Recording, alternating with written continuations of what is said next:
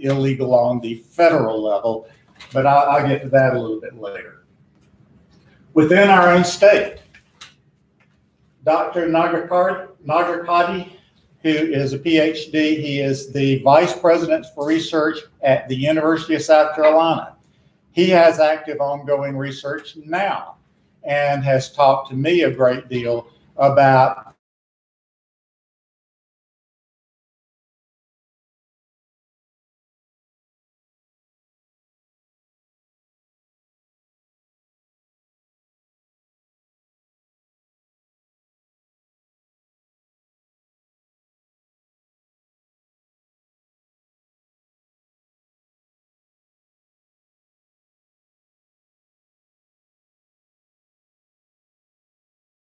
studies going on at the Medical University of South Carolina, my old alma mater. So why isn't cannabis used as medicine in some?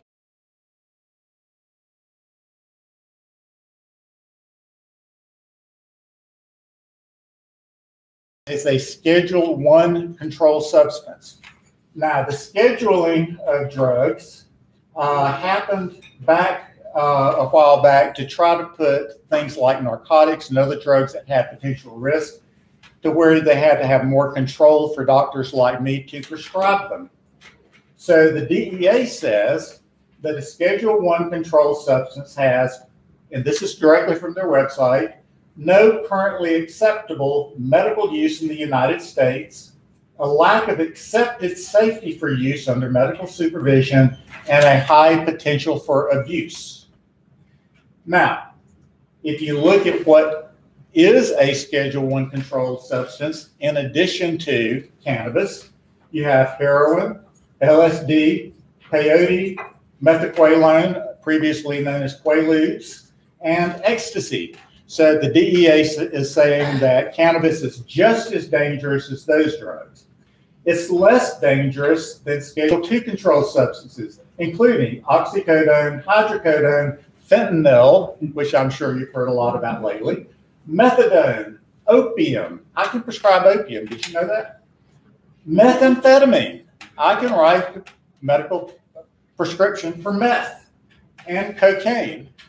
So according to the DEA, those all are safer drugs than cannabis is. So this is something that a lot of you history buffs may wonder about. The Controlled Substance Act was enacted in 1970.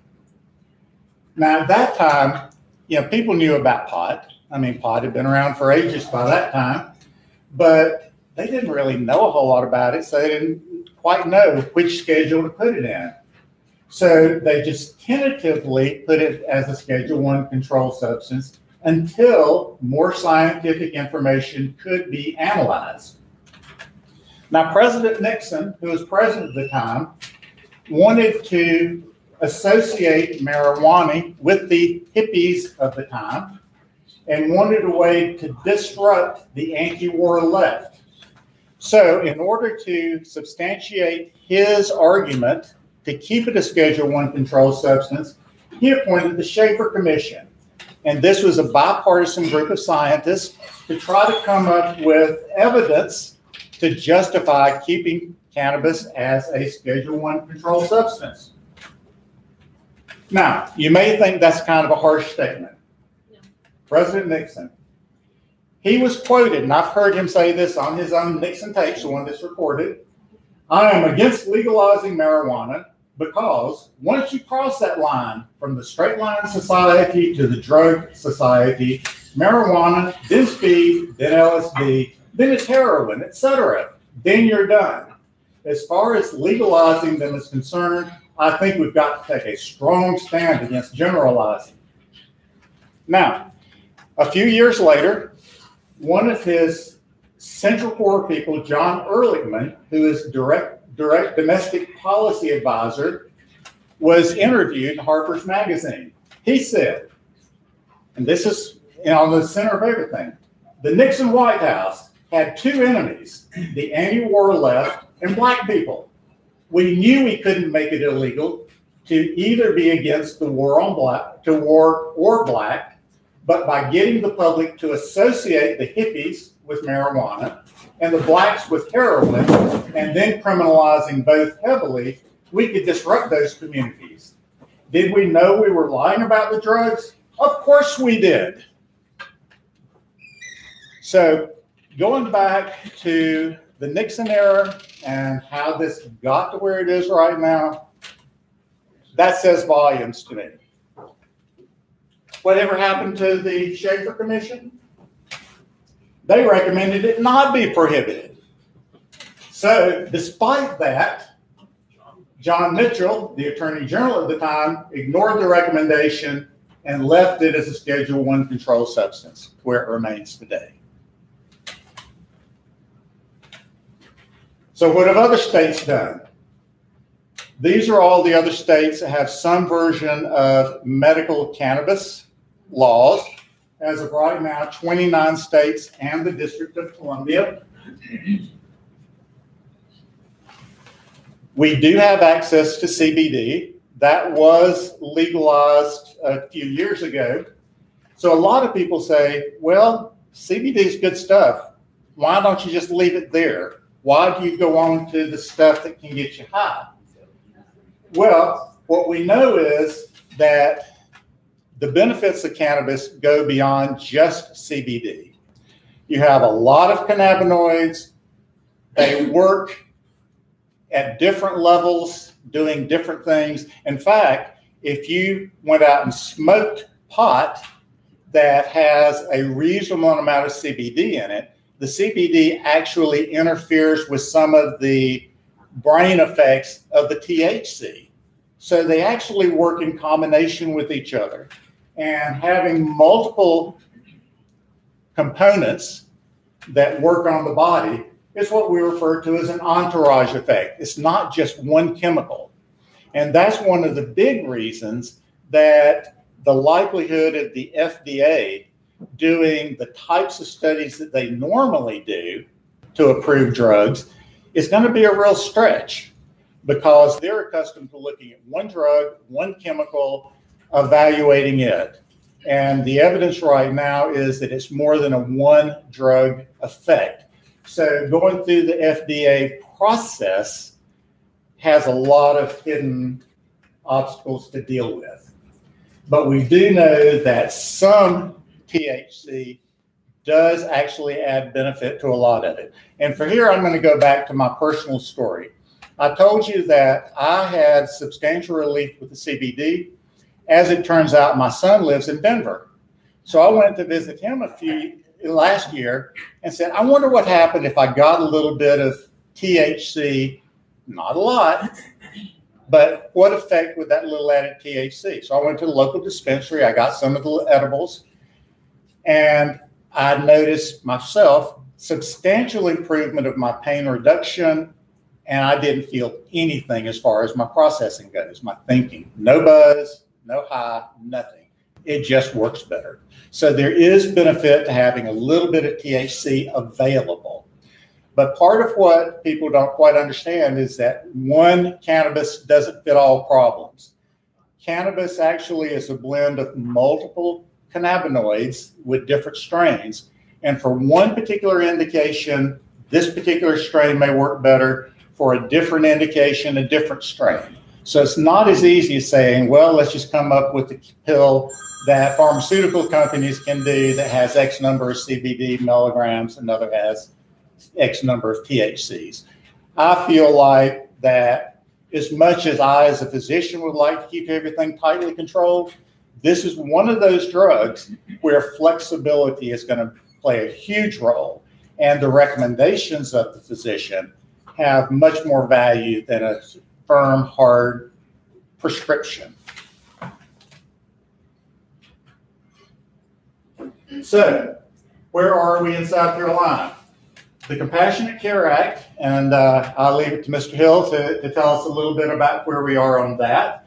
There are two versions, one in the House 3521, and Senate 212. So the only other thing that I have wanted to mention in this particular presentation before turning it over to Mr. Hill. Why the reluctance to legalize medical cannabis in South Carolina? My personal opinion, politics, not science, because politicians who start talking about legalizing fear their political constituents, and beliefs, not evidence. If you look at the pure scientific evidence, it blows away a lot of what people have been talking about and believing for the last few decades. So my feeling is that a lot of this boils down to those particular issues. So I am now going to turn it over to Mr. Hill and let him talk about the politics of where we are right now. All right. Thank you, Dr. Griffith. Did anyone learn anything new? I told you. I learned something every time I listen. I will also be here if you have questions afterwards. Yeah, either in a public forum or just one-on-one. Please let me know. As Dr. Griffith said, we have another speaker.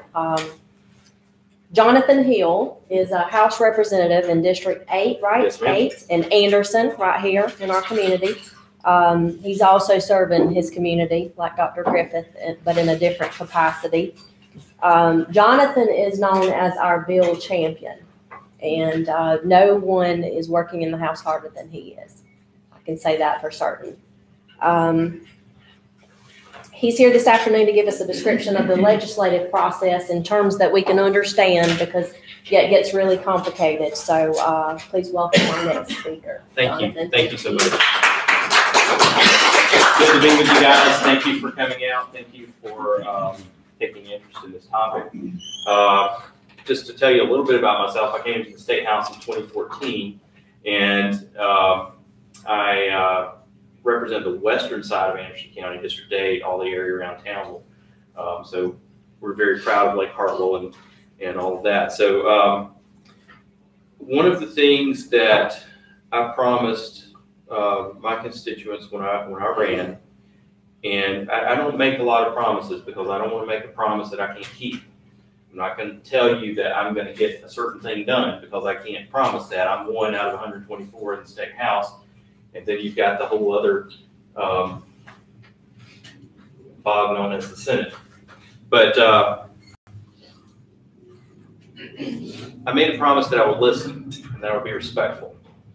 And that goes whether, regardless of any preconceptions, that regardless of who you are, regardless of what party you are or anything, we have to dialogue, and we have to listen and learn from one another. I don't know everything. And if I only talk to people that think like I do, I'm never going to learn anything. So I was assigned to the House Medical Affairs Committee. And so I came in 2014. So 2015 and 2016, there were numerous public hearings where advocates, patients, caretakers from all over the state came and shared their stories of how they were dealing with severe, debilitating, often life-threatening conditions that the medical industry hadn't really given them any good answers for. They were treating symptoms, they weren't addressing root causes, and the available medications had severe side effects. And so in listening to these stories, and then also hearing some of the stories from people in my own area whose lives have been saved through this, there was really kind of a mandate for me to get involved in this. Not to be neutral, but also not to be passive either. And so that's what's been my driving force with getting involved in this. The bill in the House was filed by Representative Peter McCoy. The bill in the Senate was filed by Senator Tom Davis. Senator Tom Davis is a real champion on this issue. He is the one that has gotten the ball rolling here in South Carolina, so I credit him with that. I've come alongside and helped as much as I can in the House. Now, the reason a bill will be filed in both chambers is because it sort of sets up a race. Let's see who can get the bill passed and over to the other chamber first. You kind of have two bites at the apple, right? So if you run out of time in one chamber, you have the other chamber that you can maybe work around some of those obstacles. So they're identical bills. The language was the same. And so, you know, as this has played out, so the first year, one of the things I remember Senator Davis doing is, in order to, I guess, soften up the opposition and let folks know that these are real people's lives at stake, these are real conditions at stake. These aren't people that are getting high off this. This is something where this is medicine that has already been shown to work in these people's situations. He basically said every day that we're in session in the Senate, he's going to tell another person's story. And he would have them up in the gallery, he would tell their story, he would show pictures, and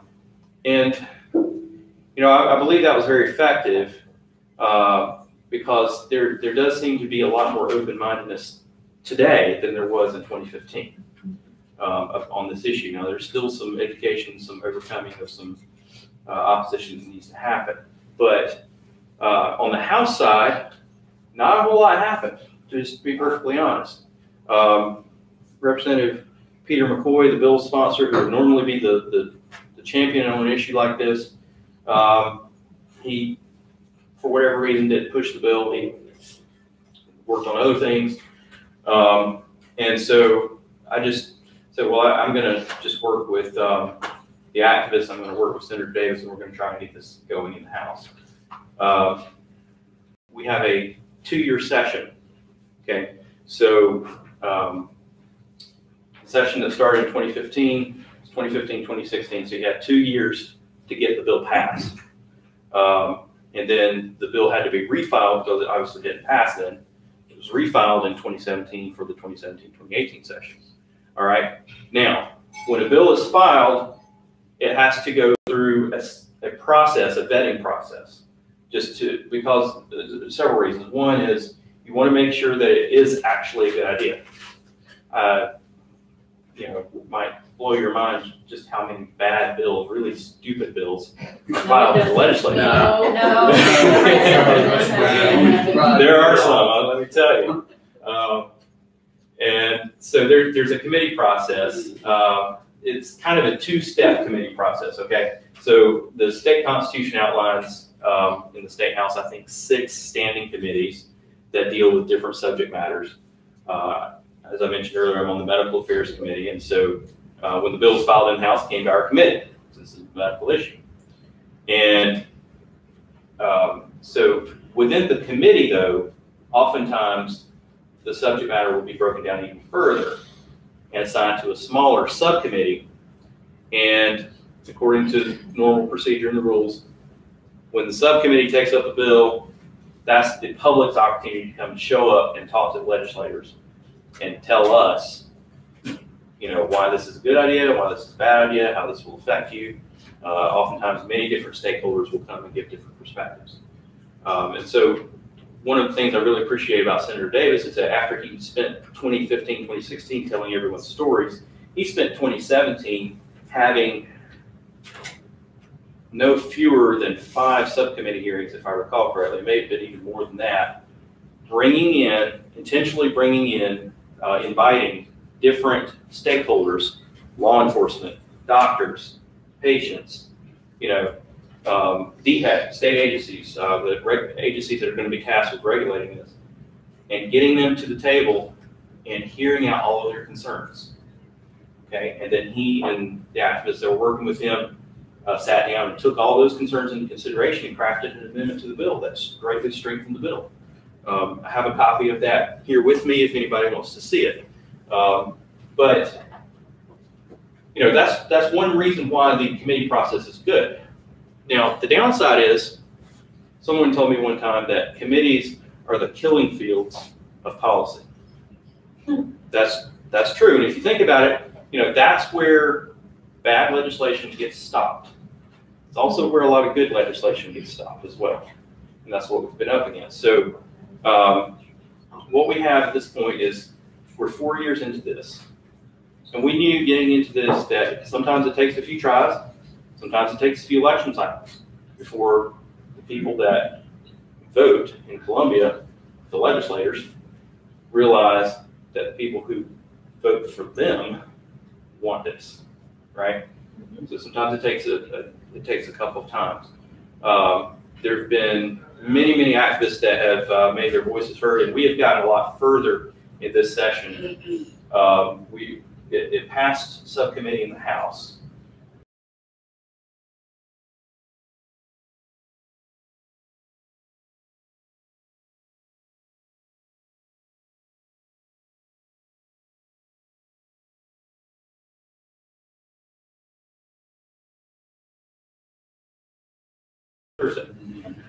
So this week, and that's a major milestone. The Senate Medical Committee this week, that's the first time that the bill has actually made it out of full committee and gotten that far into the process.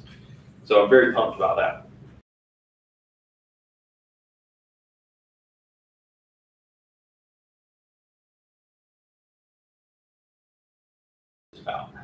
Except for how long you can talk in the Senate. And that's where the whole filibuster comes in. There's a thing called the crossover deadline. There's a April 10th every year is the date by which a bill has to pass out of the House if it's going to go over to the Senate, or pass out of the Senate to go over to the House. If it doesn't make it, then it goes to the next year. Now, we're in the second year of the 2-year session. So that means anything that doesn't pass out of the Senate by April 10th and doesn't make it over to the House is dead. It will have to be refiled next year, next session, and the process starts over. Same goes for any bills out of the House. So that's one of the reasons why we were trying so hard last week to push the House full committee to pass this bill. Now, we have a majority of support, really a super majority of support on the medical committee in the House. And so we felt very good that if we could just get to that point where we are having the vote on the bill, that it would pass. Problem is, legislative leadership got involved, Speaker of the House got involved, law enforcement got involved, and many of the members of the committee, including our chairman, who was with us on the issue, Chairman Leon Howard, basically gave them a mandate: do not pass this bill this year. This is premature. Well, what's premature about 4 years into this and a very solid amendment ready to go that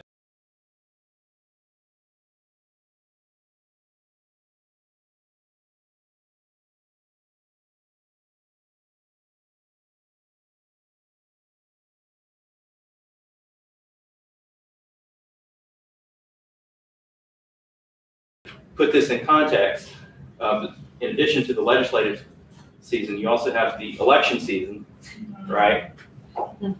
The filing window for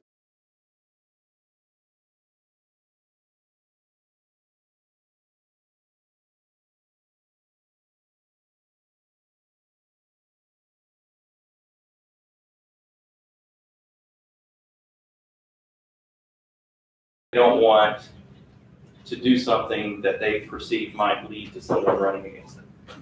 So that's that. But that's the way some people think.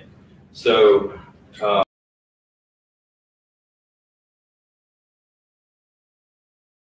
last week in the House, it pays to know the rules. That was another promise that I made to my constituents, is that I would study hard and I would know the rules. And one of the rules in the House Medical Committee says that you can pretty much do anything you want to with 2/3 of the vote. You can make a motion to suspend the rules and add something to the agenda, take something up out of order, or anything else. And that's what I did. So during the meeting, I made a motion to suspend the rules, take up the bill, or actually to add it to the end of the agenda and take it up after we finished everything else. And there was a vote. 12 members of the committee voted against it, 4 abstained. This was a tabling motion on the bill, which, not to get too in the weeds with process, it was a vote to kill my motion. Okay, so that at least got everyone on that committee on record where they stood and whether they were willing to act on the bill. There was a lot of explanations given for why members were voting the way they were. ultimately it came down to, we're not going to vote leadership. Now, that's where it comes down to, you know, when I serve in the State House, my job is to represent you. My job is to represent the people of District 8. And it's not my job to take orders from a committee chair. It's not my job to take orders from the Speaker of the House. It's not my job to take orders from the majority leader of my party. And so I found it a little distressing that members on both sides of the aisle basically would cower before people in positions of influence. We've got to grow a spine. I believe as a people, as a country, we need to regain our courage. I think what happens in government is symptomatic of what is a bigger problem happening in our culture. But I digress. Back to where we stand right now. You know, you can, when you push an issue forward, even if you don't get as far as you wanted to get, by pushing the issue forward, you gain momentum that can be carried into the next year. So even if the bill doesn't pass this year, the fact that we got it out of full committee in the Senate is huge. The fact that we got it up to a vote in the full committee in the House is huge. Okay, so we are in a better position 4 years after starting this, and I believe next session will be probably when we do it. So one thing that I've seen in my efforts on this, you know, I sort of thought maybe I was sticking my neck out getting as involved in this as I did. I didn't try to hide the fact. It was on all my campaign literature and on my website and everything during the election cycle in 2016. And I wondered, okay, what would be the response that I would get from folks? And it's been nothing but overwhelmingly supportive, especially this year, as they have seen this start to gain more momentum. Senator Davis keeps reminding everyone, 78% of South Carolina wants this. And a majority wants this no matter which party you're polling, whether it's Democrats or Republicans. And so, you know, my thinking is, what better time than in an election year to get on board with an issue that people want? And regardless of that, isn't it the right thing to do for politicians to get out of the way of your relationship with your doctor and the decisions of what medicine you need to be putting in your body? So that's just where I'm coming from. I think we're going to get there, but regardless, we're going to keep pushing this as long as it takes. And by fighting the fight, by getting as far as you can through the process, that sets you up better the following year to continue that process. Yes, ma'am. So there's no chance of it getting voted on for the full Senate and then making the crossover date? Is that just? There are 3 more days left in the legislative session before April 10th. So the chances of taking a vote on it are probably. There are a lot more ways for bills to die in the Senate, so it comes to the House, to the Senate floor at this point, and any one member of the Senate can object to the bill, and it stops it dead in its tracks. The only way to overcome that objection is by placing the bill on what they call special order, which is a priority placement on the Senate agenda. It requires I think a 2/3 vote in the Senate to do that. So it's a very long shot, but I don't want to, you know, I want us to realize that I think that's kind of beside the point. The fact that we got this far just shows how much support has been built up within the Senate already. I mean, honestly, there were some real surprises for me in terms of senators who voted to let us out of committee. It was very, very encouraging to me. Some members that I thought would have opposed it ended up supporting it. I'm particularly grateful for Senator Gambrell, who's one of our 2 senators here in Anderson County. Not only supported it, but very enthusiastically supported it. So I'm very glad to hear that. Yes, sir. Yes, sir. I want to ask a question. I'm not trying to back and forth, but, you know, we as South Carolinians have had a medical cannabis law since 1974. Why can't we act on it? We can't even use it. It's an act. It's a law. Yeah, I think I know the law that you're talking about. It came up last year in a full committee hearing in the House. And some members were asking that. So we went and researched that law and talked with DHEC. So basically what the law says is that DHEC actually has to provide cannabis to people for experimental and research purposes. It was sort of a pilot program experiment. It was never implemented. The reason it was never implemented was because DHEC said, whoa, we're not going to do this as long as it's against federal law. We're not going to do it. Now, I think that any of the governors, whoever was governor at the time, and any of the governors since then, could have done something about that, but they chose not to. I was just curious. Yeah. No, I knew there was one that we had in law. I didn't know if it was ever in action or not. That's, because you hear all kinds of things. That's why I wanted to come to the meeting. Right. Any other questions that I can get? Is there a way to do a referendum? Good question. Very good question. So, so a number of states have in their state constitution a ballot initiative process. And that would basically allow you to go and get up a bunch of petitions to put something on the ballot, and if it passes, it becomes law. South Carolina does not have that. The only thing that, and in order to get that, you would have to amend the state constitution, which is a very arduous process. It's actually harder to amend the constitution in South Carolina than it is even to modify the U.S. Constitution at the federal level. Wow. And I'll tell you why. There's more steps in the process. So the first thing that has to happen is you got to convince someone in the legislature to file a bill to amend the Constitution. Then you have to convince 2/3 of both the House and the Senate to pass it. Then you have to convince the majority of voters at a general election to approve it on the ballot. Then, and this is the weird part, it goes back to the legislature, who then have to ratify it with a majority vote.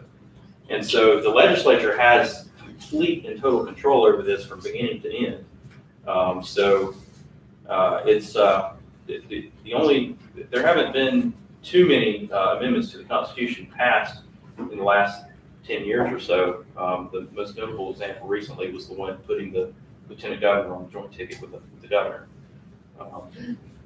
There's proposals to do some things.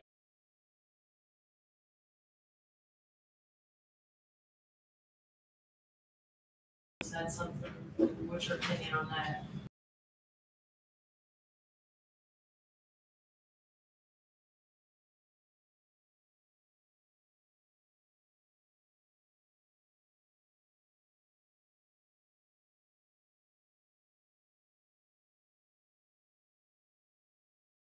Have done would be pretty. Yeah. And I don't know if that would be easier or, how that would work. Yeah. I'm just trying to think of alternatives because I agree that we've made significant progress. But meanwhile, people are suffering or even possibly dying while we wait until the next legislation.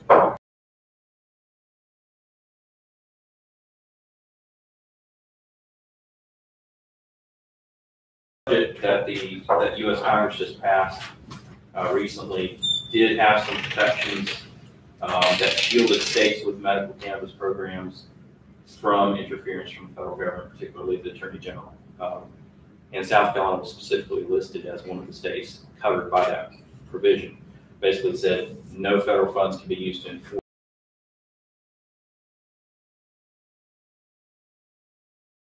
I was glad for that. As far as decriminalization at the state level, I would very much be open to that. I would probably support that. And obviously, I'd have to look at the details of the proposal. But a related issue that I think also goes hand in hand with the issue of allowing medical cannabis is the issue of civil asset forfeiture. And this is also goes by the term of policing for profit, where the police basically get to benefit from assets that they seize, and so there's a motive for them to seize whatever they can seize. And so it's a system that's ripe for abuse and is being abused. And so that's definitely something that we need to address. It's something I'm personally interested in working on in the coming legislature. My understanding is, it passes the Senate and it goes over to the House. If it passes the House, does it actually get on the ballot, or is it, at that point, it's law? No, it doesn't. If it passes the House, then it becomes law. It will go Okay, to so the we don't governor vote to it. sign it, Okay, and then the governor can either sign it or veto it. And then if the governor vetoes it, it can come back to the legislature for veto override. okay. It takes 2/3 of the vote, I think, to override a veto. Yes, sir. The biggest, my understanding is the biggest voice against the act is Mark Keel at SLED, the one that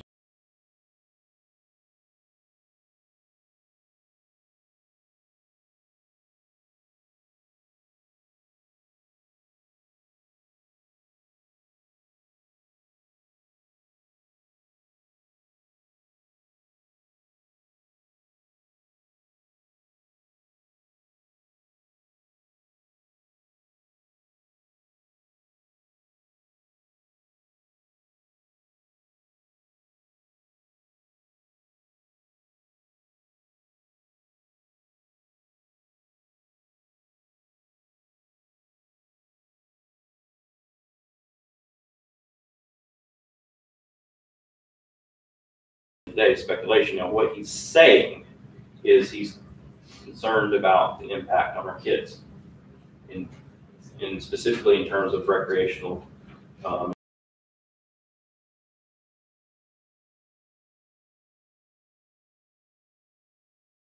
In response to that, number one is the lack of a ballot initiative process in South Carolina. A lot of states that have legalized it for recreational purposes or gone from a medical to a recreational have done so by ballot initiative. And you know, there may be pros and cons there, but I personally think that we have a representative form of government for a reason, that it's a good thing that even if it takes more time perhaps than we'd like for it to take sometimes, at least our proposals have a chance to be well vetted and well thought out. There's no debate with a ballot initiative. It's just a straight up or down vote on one specific proposal. And then, you know, maybe it was a well drafted proposal, maybe it wasn't. And so that's where, you know, in Michigan, for instance, it was passed by, their medical program was passed by ballot initiative, but the legislature wasn't on board with it, law enforcement wasn't on board with it, and they've done everything they can at every turn to undermine it. And it's a very county by county thing in Michigan. Some counties are friendly to it, others, you better not set foot in that county if you're using it for medical purposes. Heard some horrible things that have happened. So, you know, I definitely think that there's something to be said for the process that we have here in South Carolina. I'm on board with making sure that we do this very carefully. Now, as far as Chief Keel is concerned, I suspect that he's not telling us everything. But one thing that's extremely encouraging to me this year, he was obviously reappointed. His term expired, which was reappointed by Governor McMaster. And Senator Davis has basically gone to him and said, hey, you know this is inevitable. We're going to get this done. Now, do you want it to be with you or without you? And so finally, we've got Chief Keel coming to the table and talking to us, which wasn't happening before. It wasn't but just 1 or 2 years ago that he and an entourage of a dozen deputies would show up in a committee hearing solely for the purpose of, just by their presence, intimidating the activists and the parents and everyone else that were there to advocate for this. So it's an encouraging development. We're still going to have to work. We're still going to have to work on it. I do think that the proposal that we have, it takes out smoking. It does a number of things to alleviate law enforcement's concerns. I would like, and probably many of you would like, to see the bill go a little farther than it does currently. But, you know, you got to start somewhere. Once you get something passed and everyone gets used to that being the way things are, then you can go back and you can open it up to more conditions or make whatever tweaks and changes need to happen. But, you know, if somehow or another Chief Keel were to have an epiphany and say, oh, this is actually a good thing, the dominoes would fall and this would be over pretty quickly. Any other questions? All right, thank you. Thank you again, Mr. Gill. Thank you. And again, did anyone learn anything? Yep. Next, we have a group of speakers. I think one predominantly is going to speak for us, but they're going to share with us their research and why they personally feel that cannabis should become a medication given to the patients.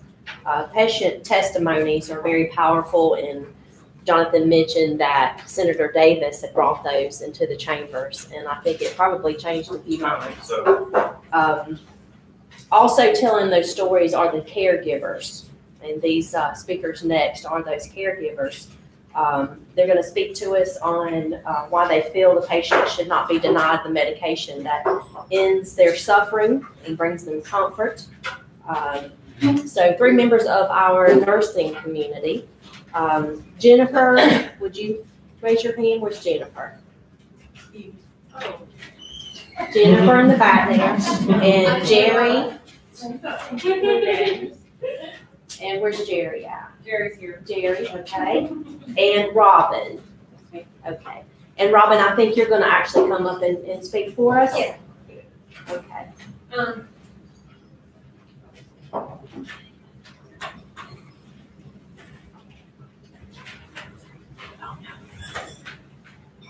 Hi, everybody. My name is Robin Gadlane, and I am a master prepared nurse who actually did a lot of research that Bill goes over basically everything that you went over earlier. So thank you for giving my presentation.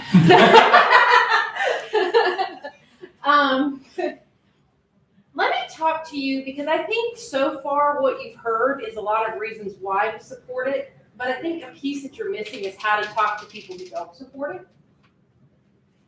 Let me give you my personal story.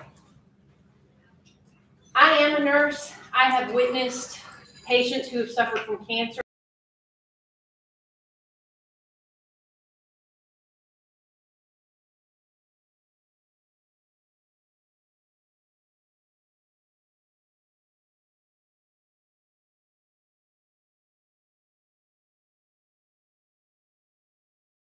There's a lot of good research going on with Charlotte's Web, which is basically a plant that is grown to have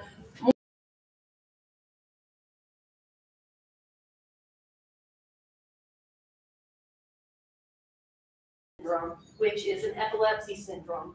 And this is basically allowing children who have a death sentence to have a life.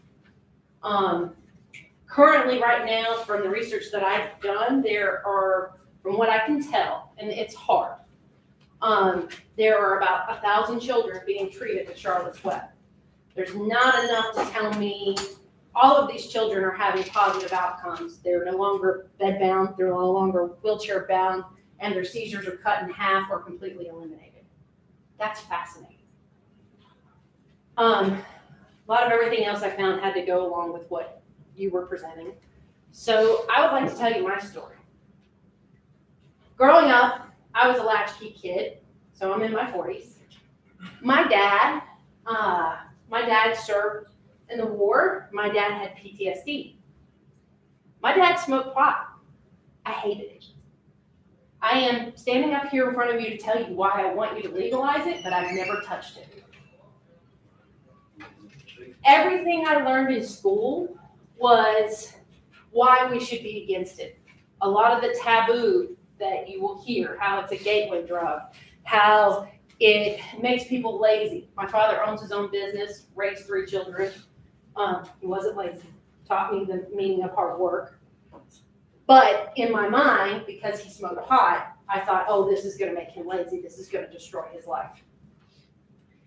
In my early 20s, again, went to college. Never touched it. Always had this taboo that it would wreck my life. What made me come around to it was actually getting into medicine. And I still have never touched it. But getting into medicine and seeing that cancer patients, people who are suffering with tumors in places. I had a little girl who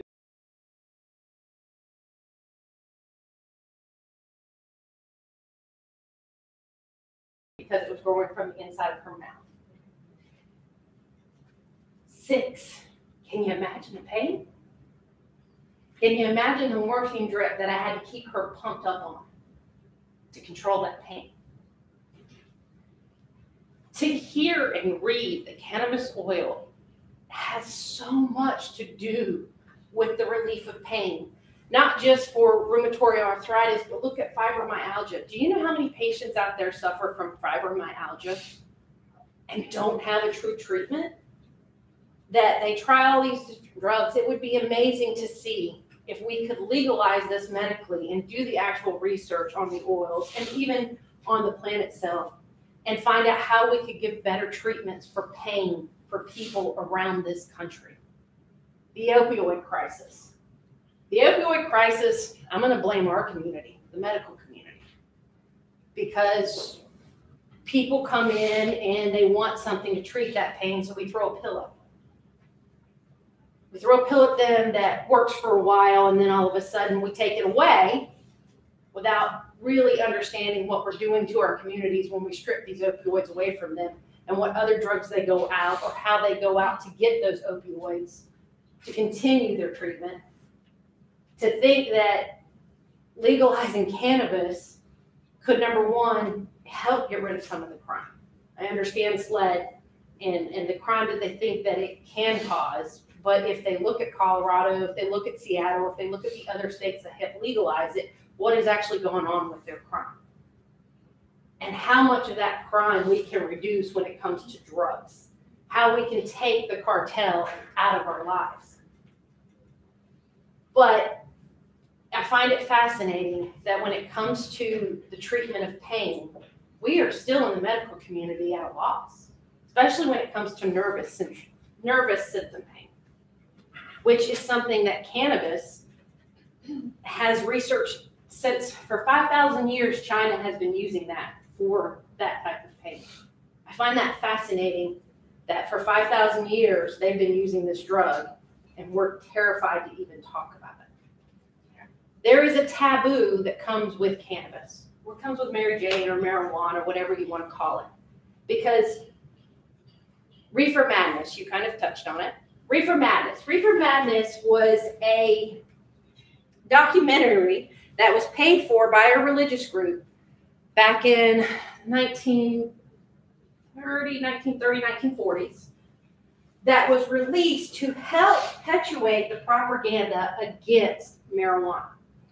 To say to people that if you allow any of your loved ones to use this drug, it opens them up to a gateway of heroin, cocaine, narcotics.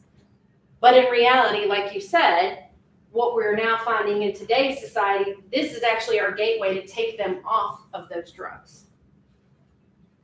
Narcotics, there's a 35% chance for a patient to become addicted to narcotics the first time you light up. Cocaine, there's a 17% chance for somebody to become addicted to cocaine the first time they light up. And the worst thing about cocaine, the first time you take cocaine, it affects your brain. You will never again attain the exact high you got the first time. And every time that you do cocaine, you do more so that you can attain that high. And that is research that has been taught down through nursing school. I've heard that the whole time in my nursing career, why you watch out for cocaine. Heroin, methadone. 2 epidemics that go on in South Carolina. We have methadone clinics. We have clinics for patients with heroin. We treat them with horrible drugs. Drugs that now granted, aren't as psychotropic as the drugs they are taking, but are just as addictive.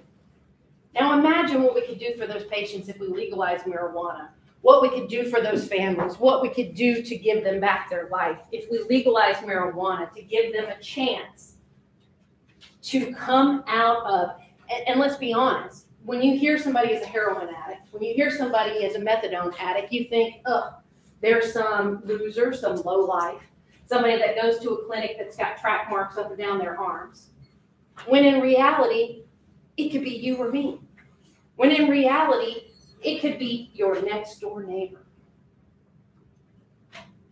And in reality, if we can give them a way to come back out into society and talk to us, to explain to us what they are suffering through, and if it's simply through marijuana, why is this so taboo? What are we so afraid of? And I think when you talk to people who are opposing you, I think you really need to understand and ask them, what are they afraid of? The gateway drug is not true. There's enough research out there to tell you that it's not true.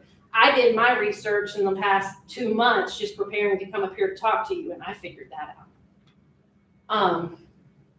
But looking at my dad also has pancreatic cancer. And now he's the only man I know that got excited about having cancer because he could smoke pot in the city. He was also excited when my brother had a kid and we went up to Seattle and he had me take him to a store so he could buy. Not kidding, my father is the epitome of a pot smoker. But in all honesty, I have seen it help him, and he has beat his battle with cancer.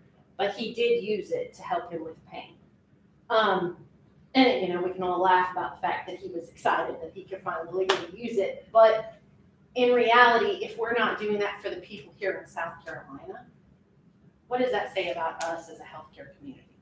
If we are not advocating for our patients, if we are not going out there to try and find how we can better the lives of our patients, no matter what that patient is suffering from. The cannabis drug, it is a combination of 400 compounds. And he's right, 100 of them are the cannabinoids. Then you have the THC. And when you smoke it, it breaks up into 2,000 compounds. Now, I am not telling you to smoke it. I'm not telling you to go out there and do any of that. But I am saying that it has a lot of promise and a lot of potential. We have to legalize it so that we can find out what are those promises, what are those potentials.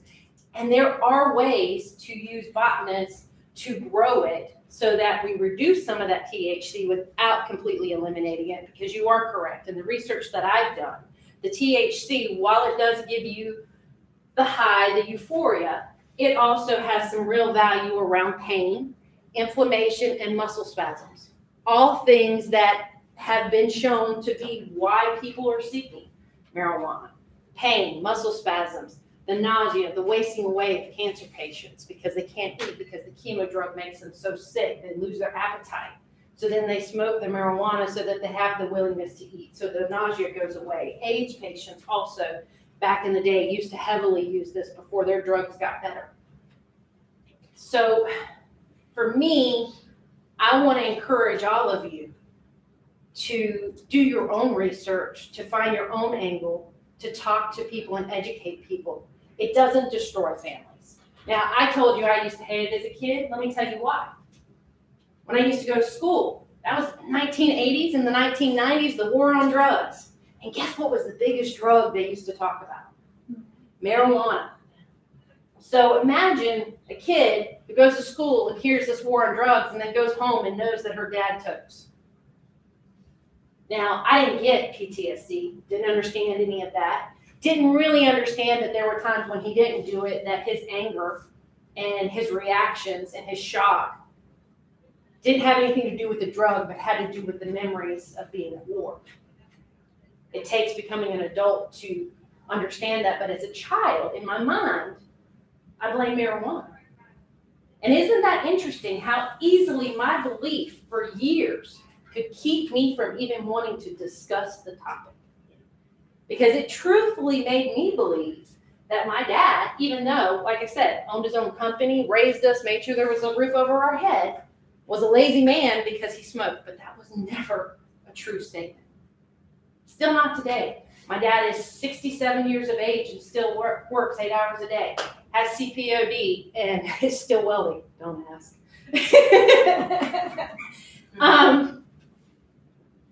He's a hard worker. Marijuana didn't take that away from him. marijuana has a lot of propaganda that has been against it. So anytime you go to talk to anybody, you have to know the propaganda, you have to understand the propaganda, and you have to be able to talk about it.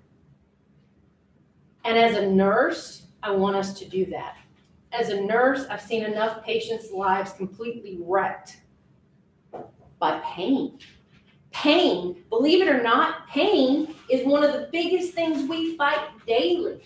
Our patients daily suffer from pain, and pain destroys the way you function and the way you react to life. No matter whether you have cancer, whether you have Crohn's, no matter what disease you have, the underlying thing that I hear over and over again is the pain. And to think that this is a drug that gave you freedom. I have read so many stories about these children with Darvit syndrome who have now, were basically stuck in a wheelchair, are now walking, running, laughing, and playing. This warrants us talking about it. This warrants us to take a moment to look at the politics back in the day, to understand the taboo around it, and to help educate our neighbors. It is not a Democratic problem. It is not a Republican problem.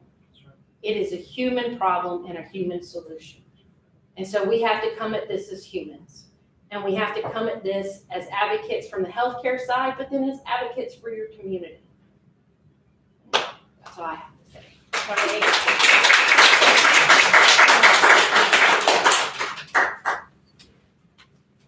Wow, that was moving. Thank you so very much, Robin. You're welcome.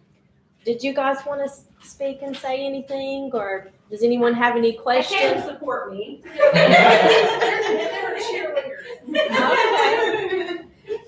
Okay. No questions for them?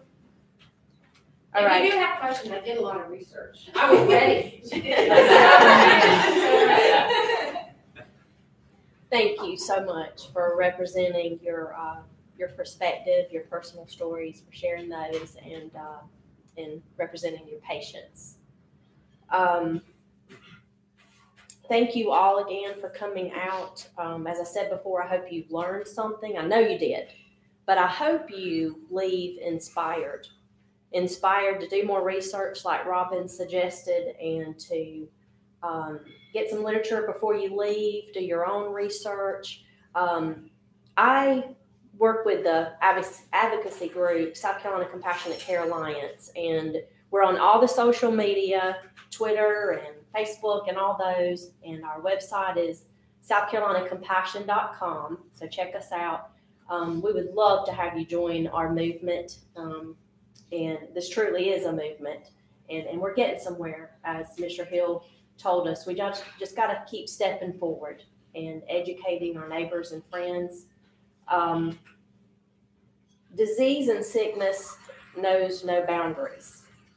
And as Robin pointed out, it doesn't care what political party you affiliate yourself with, doesn't care what your religion is, or if you don't have one at all. So it affects us all, and it's going to take all of us to change that and bring the medicine to the patients in our state. In South Carolina, we want to be the next state, not the last state. Thank you. Thank you.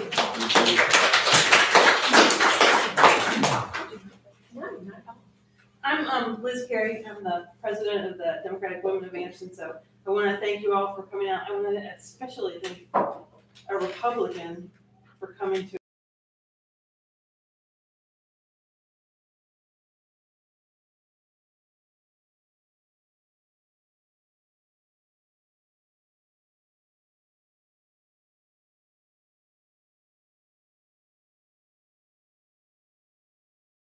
someone who's willing to sort of cross the line. The Democratic Party of Anderson meets the first Saturday of every month. If you don't know where the Democratic headquarters is, here on Main Street. It's 115 North Main Street. Near the chocolate shop. Near the We meet at 9 o'clock in the morning on a Saturday, which, you know, people like me, is a little bit difficult, but there is coffee. So that's the best part. And then the Democratic Women of Anderson meets the first Thursday of every month. So if you want to show up and everybody, we run it a little bit differently. Everybody brings a little bit something to snack on, a bottle of wine or a bottle of beer or whatever you want to have, and we sort of, chill out and get things done. That's not at 9 a.m. That's not 9 a.m. It's 6 o'clock at night, so, the thing that they told us, if you want to get something done, you have women do it. So that's what we're doing. So we have a couple of things that we're going on over the course of the next couple of months. A Earth Day thing that we'll be working with some Girl Scout troops and some other people to clean up Green Pond Landing and some other areas around here. And then May. Thank you, that's in my area. Yeah. Anyway, Yeah. thank you. Yeah. Well. That's your area, right? Yeah, it is. Yeah. Yeah. May, we'll be having some women's issue things, and then if there's other things that you all want to see us do, please feel free to come and join us. There's a donation bucket right back there. If you guys want to throw some cashola in there, we can always help to pay for the food. Yeah, June is the pancake breakfast. Oh, June, yeah, we're working on doing a pancake breakfast before the day before Father's Day car show. Again, because we did that last year. So if you come to the day before Father's Day car show, I mean, you know how great it is to come out. I'm kind of a car chick, so I really love it. But it's, we do the pancake breakfast before that. You come in, it's like $5, $7, $5. I can't remember what. $7. We get 4 of it. Doodles gets 3 of it, so it's a great thing for us. So, do you want to say anything? No. Okay. Max? Okay, go ahead. All right, so, I'm kind of new to this kind of scene, but I'm wondering, is there any piece of information that you guys can give to have us at least begin the momentum of the change that we expect to see? I'm not really sure what the next step is. First, I would suggest join an advocacy group, South Carolina Compassionate Care Alliance. Your website has a We're lot of thousands information. strong, and we've got a website, the bill's on there. We post very interesting and educational articles on a daily basis.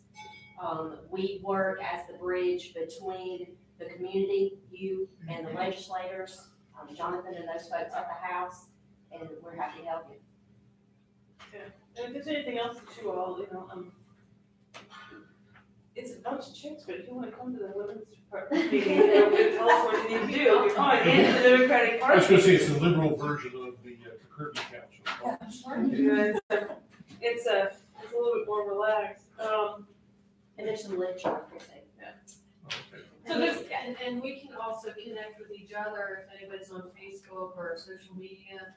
If anybody wants to sign up with me on Facebook, stop and see me, and we can help each other too. If we know about events that, even if they're not specific to, like your group, there's opportunities to speak, like, Rotary Club, Lions Club, places like that, where they're always looking for speakers to come in. Yeah, And we can use those opportunities to get information out.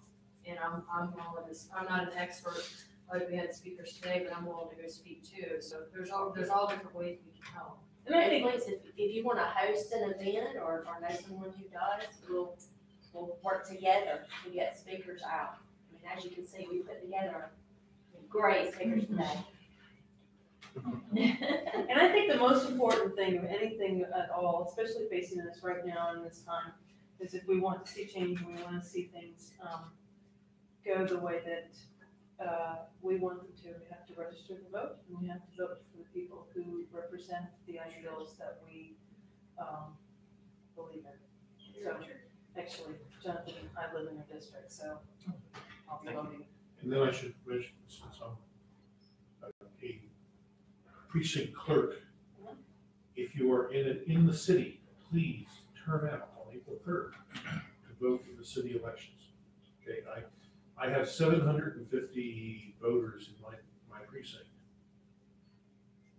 I would like to think that at least half of them will be showing up on Tuesday. More inclined to think only 20% are going to show up. So if you live in the city or know people who live in the city, tell them to get off their butt and get down to the voting booth. It takes them 10 minutes tops. Yeah. So April 3rd. April 3rd. Thank you. And the Emerson Democratic Party has a website and a Facebook page. Jonathan has a website and Facebook page. Democratic Women of Anderson has a Facebook page, because I'm lazy.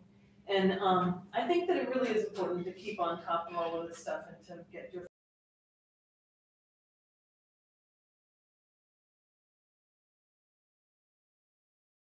to keep on top of all the things that are going on. Everybody relies on social media, but social media isn't the best way to get in touch with people. Nobody listens to ads. Nobody picks up the newspaper. I mean, people do pick up the newspaper like me because I'm old of the dirt. And then, nobody watches TV, so it's really hard to get a hold of people. It really takes, like the kids from March for Our Lives did, of getting out one-on-one. I don't know if anybody was here for the March for Our Lives demonstration. It was downtown. We had between 300 and 400 people show up, and I thought that was, and Tanya was there and spoke. I thought that was just an amazing turnout for Anderson. I mean, seriously, it was very inspiring, and to have that many people, kids and adults, show up, it was really great. Yeah. So, do you have anything else? No. As a legislator, can you give some opinion on the best ways to reach out to our elected officials to tell them our opinion on these things? Because I feel like since this is a bill that has such bipartisan support, you can't necessarily make strong assumptions about which way your elected officials are going to vote on this, Right, you shouldn't make any, you should know, first of all, who your elected officials are. Many people don't. If you don't know, you need to look it up. Go to scstatehouse.gov, put in your address, and it'll tell you. The question care website has the same one too. They have a link to it. So that would be one thing. Another thing is if you have a position, or especially if you have a story or you know someone who has a story, get in front of that person and tell that story. Because that is the most effective thing. I mean, some of you probably know Bill Davis. He's a guy in the Townville area that had a rare lung condition that has been treated with medical cannabis. And he just sent me a letter. Said, John, I've got a story I need to tell you. And I'd rather do it in person. So why should I? I said, well, bring your wife, just come over and have dinner with us. We sat across the dinner table and he told us, and my jaw hit the floor. I had to pick it up off the floor. I mean, it was the most incredible thing I've ever done. So those kinds of things impact. But also do get connected with activist groups on Facebook, because when we're in the thick of a legislative fight and we put out a call to action, your willingness to jump on that in a timely fashion makes all the difference. It really does. And if you're not comfortable speaking, or you feel better in groups, in the Greenwood area, Senator Nicholson is our senator. A group of us went together. And it doesn't matter, like you can bring people that are not in that legislative district too. And then you might feel more comfortable talking about your story if there's a couple other people there as well. And we finally got him over the hurdle. Yeah, and Representative Ann Parks was a no, she said yes. So it did make a difference, because they were very reluctant, and we went to visit them several times, and different people tell their story. So if anybody ever wants to go, George and I are happy to tag along no matter where you are and help speak or just be there for support. All right, so there's nothing else. Thank you all so much. I appreciate it, and have a safe Saturday night. Thanks, Rachel. Thank you. Seriously, I moved and now I live on Friday, but I'm watching. Oh, okay. Yeah. Appreciate you coming down. I'm glad to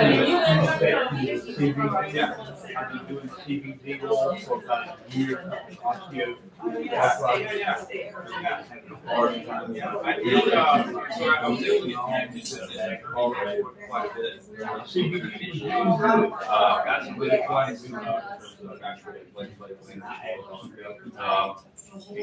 There's some things we can do here in the state level.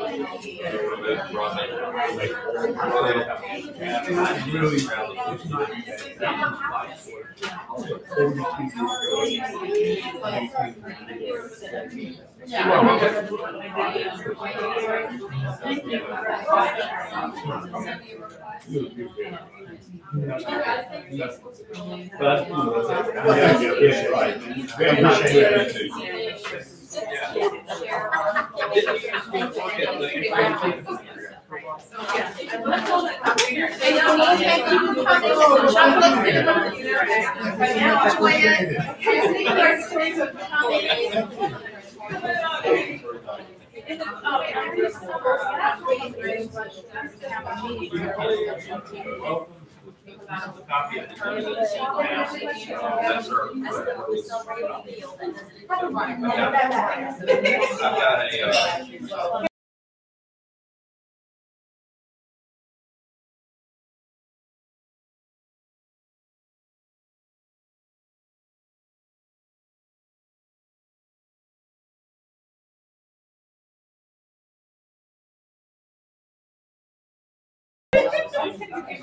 You're welcome. And, look me up on Facebook.